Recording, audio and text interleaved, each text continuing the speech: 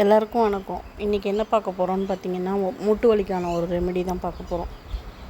நம்ம எந்த விதமான சப்போர்ட்டும் இல்லாமல் மாடிப்படியோ படிகளோ ஏறி இறங்க முடியாமல் இருக்குதா, இல்லை நம்ம காலைல தூங்கி ஏஞ்சோடனே முட்டியில் ஒரு இறுக்கம் இருக்கும், வலி இருக்கும், அந்த மாதிரி இருக்கிறவங்களுக்கோ, சேரில் உட்காந்து எந்திரிக்கிறப்போ ஒரு வலி வரும், அந்த மாதிரி வலி இருக்கவங்களோ, முட்டியில் அதிகமாக பெயின் இருக்குது, அதனால் பெயின் கில்லர் சாப்பிட்டோம் அது சரியாகலை அப்படின்னு நினைக்கிறவங்க எல்லாருக்கும் தான் இந்த வீடியோ.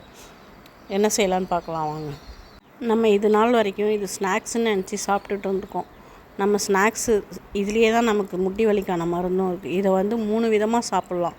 அதுலேயும் 3வது ஒரு விதத்தில் சொல்கிறது ரொம்ப சப்போர்ட்டிவாக இருக்கும். நமக்கு ரெகுலராக ஒரு 30 டேஸ் இதை எடுத்துக்கிட்டோம்னாக்கா நமக்கு எந்த விதமான மூட்டு வலியுமே இருக்காது. ஒரு 10 டேஸ் சாப்பிடக்குள்ளாரியே அதோட பெயின்லாம் நமக்கு குறையிறது நல்லா தெரியும்.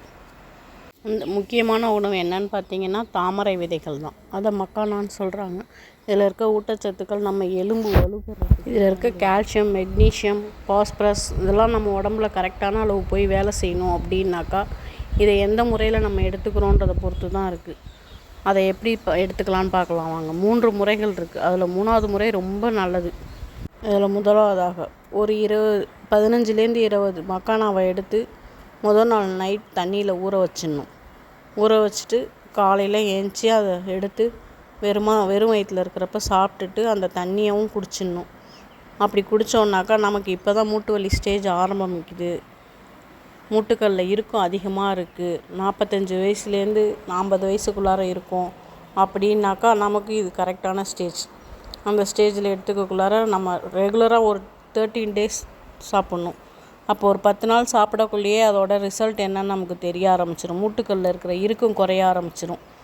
அதனால் தொடர்ந்து ஒரு 30 நாள் சாப்பிட்டு பாருங்கள், எப்படி இருக்குன்னு சொல்லுங்கள். நான் சாப்பிட்டு பலன் அடைஞ்சிருக்கிறேன், நீங்களும் சாப்பிட்டு பாருங்கள். ரொம்ப தேங்க்யூ.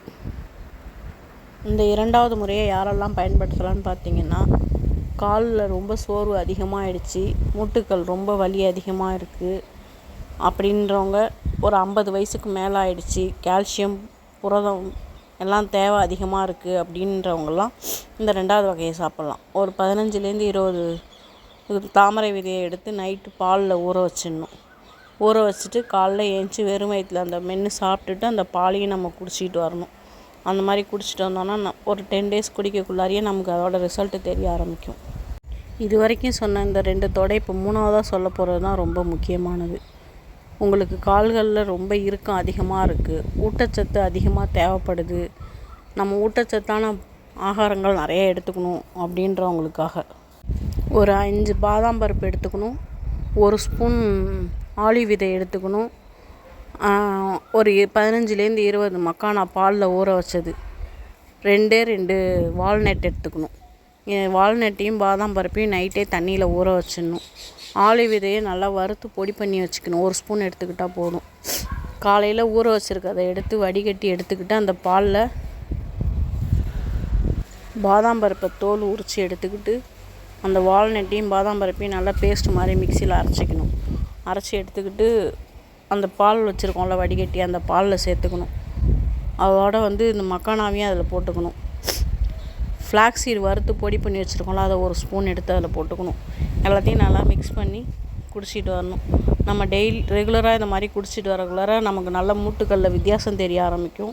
மூட்டுக்களில் அந்த இறுக்கம் குறைஞ்சி வலி குறைய ஆரம்பிக்கும்.